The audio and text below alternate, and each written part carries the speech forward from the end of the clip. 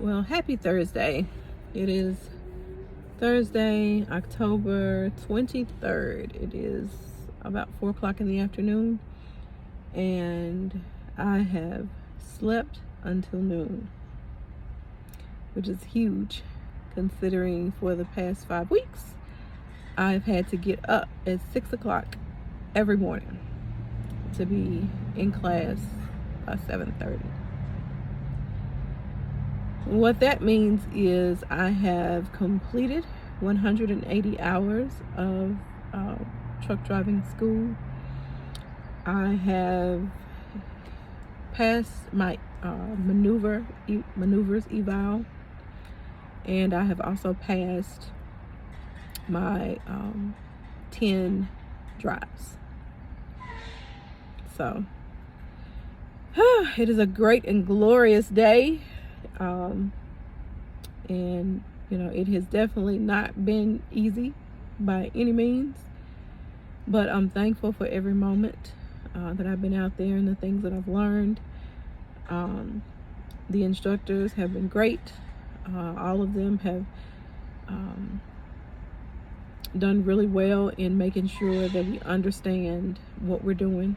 They have challenged us in a lot of different ways in helping us to be the best truck drivers that we could be, and to know what it takes to become a safe driver. So it's definitely worth it on this side of it. Going through, like I said, 5 weeks of being in the classroom, and then out on the pad, and then out driving the truck, and being somebody who has had never experienced even being in a truck, to now I can say that I am a truck driver, and I love it. So the next step, so after you complete your 180 hours and you eval out of the maneuvers and the drives, you're pretty much done. You become a graduate, and so that's where I am right now. So the next thing I will do is take the state test, which they haven't given me my date yet, but I will probably get it on tomorrow. So I'm looking forward to that. It'll probably be in the next week when I get that, when I do the state test, and I'm praying that I'll be able to pass it on the first time. God has definitely answered my prayers. Each and every eval that I've done, test that I've taken, I've passed on the first try, and I'm so thankful for that. So that's where I am right now. It has definitely been like challenged me. I've learned a lot about myself, and pushing through. I've seen my peers, all of us, have our moments where we're frustrated, and it just seems like we're just not gonna get it, and then I've seen days where I master it perfectly, and then go back in the next day, and it's like, I hadn't done anything.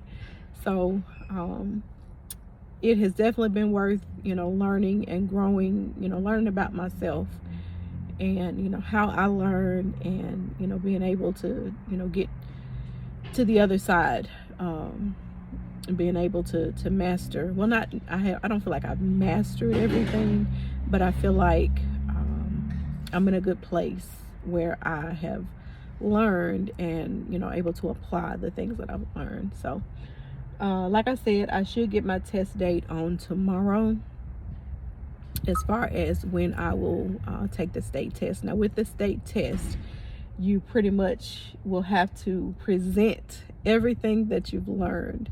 So you first have to turn in your logbook, which we learned in the classroom how to do that, keeping up with your service hours. So I've been trying to keep up with that, so that when that time comes, I can pretty much just tear it out and turn it in and be done with it.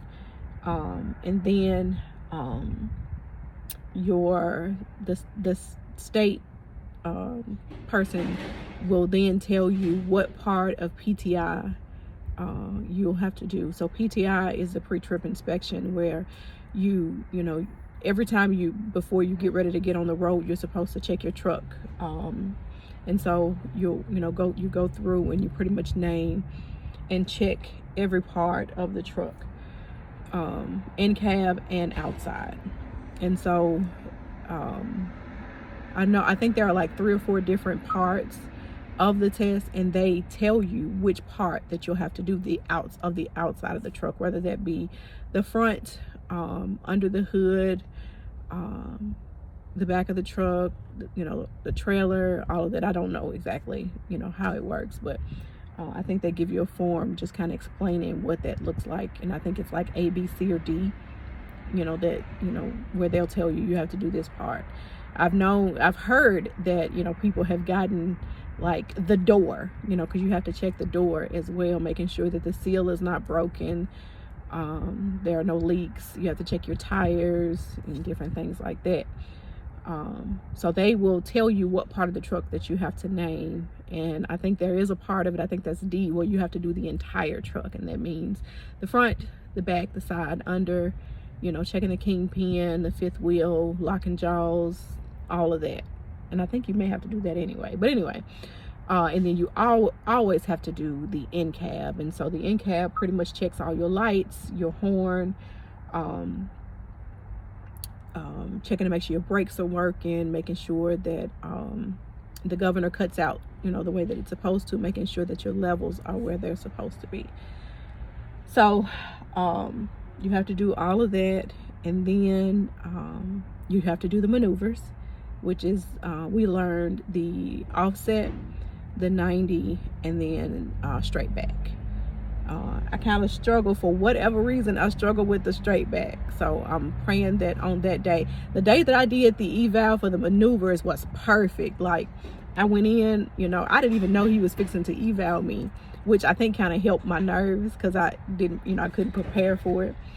And I was like hitting them, back to back. It was an amazing day. And I'm hoping and praying that the day that I take the test, that it'll be the same way, that I'll be able to do it, quickly. I think they give you like 3 hours to get it all done, but I'm hoping it'll be short and sweet for me. So you have to do the maneuvers without hitting the cones or going over the lines or anything like that.